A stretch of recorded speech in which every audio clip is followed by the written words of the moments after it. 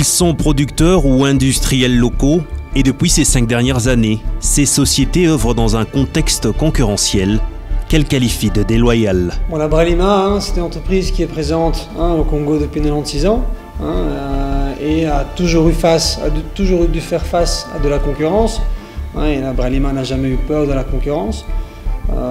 Mais il est vrai qu'aujourd'hui, la concurrence est de plus en plus rude. Et en particulier là, c'est toute l'importation des produits qui viennent d'autres pays comme la Zambie et la Tanzanie et qui ont un impact direct très fort sur nos activités. La concurrence est avantageuse lorsqu'elle est loyale. Mais celle que nous sommes en train de subir, c'est ce qu'on appelle dans les termes courants que c'est une concurrence déloyale. Le marché doit rester compétitif. On ne cherche pas à rester seul.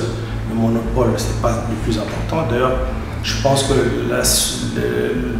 le monopole ne pourrait bénéficier qu'à notre entreprise, mais je pense que c'est bien qu'on ait cette compétitivité, mais qu'elle soit loyale. Les importations peuvent se faire de manière officielle, ça ne nous dérange absolument pas. Parce que nous travaillons sur la qualité. Que ces produits rentrent, que nous puissions être compétitifs, qui payent leurs droits d'entrée, que nous soyons compétitifs sur le marché, que nous nous battions sur la qualité, ça ne nous dérange absolument pas. Mais ce que nous ne voudrions pas, c'est que ces produits rentrent sans pour autant payer quoi que ce soit et que les revendeurs arrivent à les mettre sur le marché en deçà de nos prix. Là, ça pose un problème.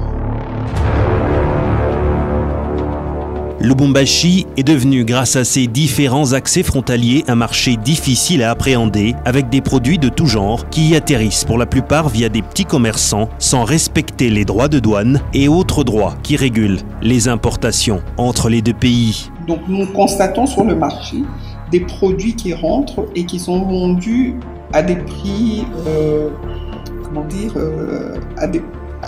à des prix défiant toute concurrence. Donc quand on constate cette présence de produits à ces prix-là, nous pouvons être convaincus que ces produits ne peuvent rentrer que frauduleusement. Mais qu'est-ce qui se passe exactement au niveau de la frontière? Nous ne le savons pas. Une situation qui, sans nul doute, pourrait avoir des conséquences sur la qualité des produits consommés sur le marché, mais aussi et surtout sur les producteurs locaux, dont l'activité génère de grandes recettes pour l'État et de l'emploi pour les citoyens congolais. L'État congolais doit absolument protéger l'industrie locale. De toute façon,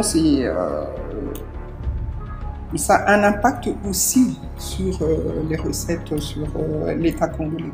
Parce qu'aujourd'hui, qu'est-ce qui se passe quand ces produits rentrent frauduleusement? Donc du coup, eux, ils perdent des recettes. Plus de la moitié, soit 50%, telles sont les pertes estimées perdues par certains producteurs locaux qui trouvent leur business menacé par le manque d'un contrôle efficace aux frontières dont les conséquences pourraient être irréversibles. Mais c'est vrai qu'aujourd'hui, nos ventes sont impactées de manière très forte.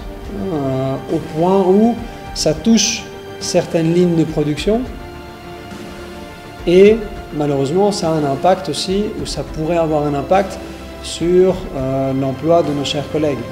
Donc notre chiffre d'affaires diminue parce que nous n'avons plus vendre ces produits-là, donc nous avons ce problème-là. On peut aussi à long terme avoir un impact sur nos effectifs. Donc en ce moment, par exemple, quand il y a un départ, nous ne le remplaçons plus. Boissons gazeuses, énergisantes, jus, biscuits, eau pure ou autres produits laitiers, de plus en plus les marques zambiennes et tanzaniennes pénètrent le marché congolais en toute illégalité. Petits commerçants et même grands dépôts en ont fait un business rentable, loin des regards des autorités congolaises à la frontière, des quantités apparemment négligées, mais qui parviennent tout de même à perturber la stabilité des producteurs locaux et la concurrence sur le marché.